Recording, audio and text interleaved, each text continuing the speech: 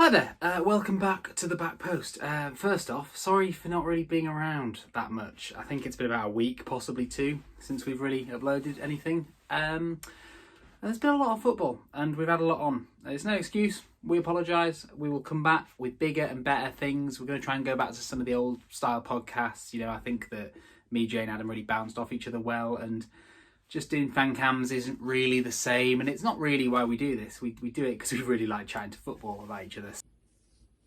Chatting to each other about the football. It's been a long day. So we'll be cracking open a beer and talking about how shit or great our respective clubs are soon. I just thought I'd pop on now and say hello and just talk about the Tottenham Everton game tonight, because that's happening. And it's difficult because I started off thinking, right, this is Mourinho, what does he do for these FA Cup games? Obviously last year was a bit of a shambles, so let's have a look and see his last big FA Cup game before a tough opposition. And it just so happened it was at Manchester United against Tottenham, where they beat us 2-1 in the semi-final. Brought that one on myself, didn't I? Dele Alli scored and did the dance. You probably remember. But yeah, it was interesting that because, well, it started off being interesting because I thought, well, what's happening here is the exact squad played. Lukaku played, Sanchez played, Matic played, all of these like big names played. He only swapped, I think it was Lindelof for Jones. So between the FA Cup match and the Arsenal game, which was coming up in the league, he made one change. He won them both 2-1. Happy days. However, it's not like that, is it? Because this isn't a regular season. This isn't 6 days of recuperation. This is COVID Premier League madness. So this is Tottenham v Everton. He has to navigate that. And then it's Man City, the most in form, current best team in the country. So what do Tottenham do?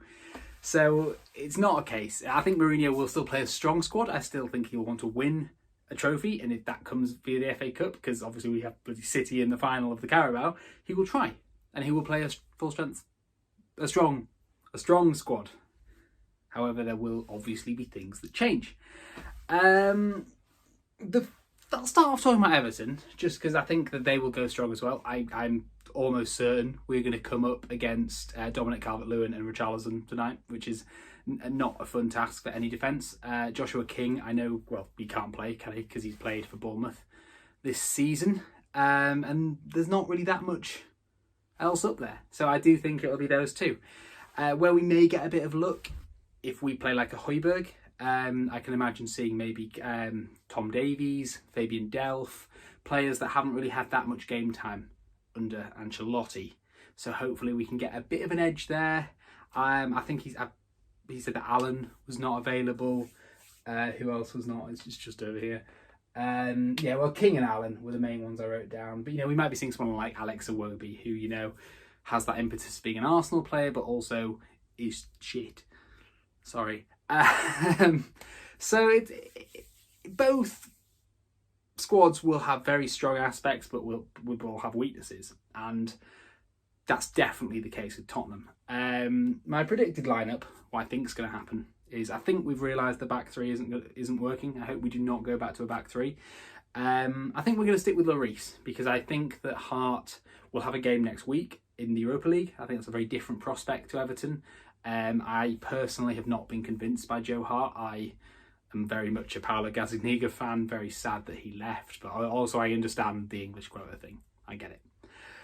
So I think it'll be Lloris. Serge is apparently a doubt, and if he's at all a doubt, I would rather Serge for the City game. So Doherty, right back, sorted. I think Rodon drops in, even though we haven't used him too much in a two-man defence. He's definitely been involved in the back threes, but hopefully he gets that trust in a two-man defence. I really like him as a defender. And originally I thought Alderweireld was going to come in for this, but thinking about it, Dyer had a bit of a shocker against Chelsea. So I think it'd be good to bring him in and save Alderweireld for City. So Dyer and Rodon would be my pick.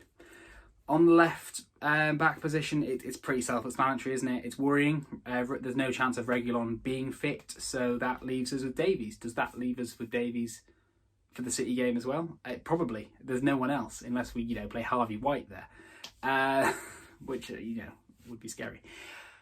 Davies is scary. Anyway, I like Davies as a player, but yes, I think because of necessity, it will be him.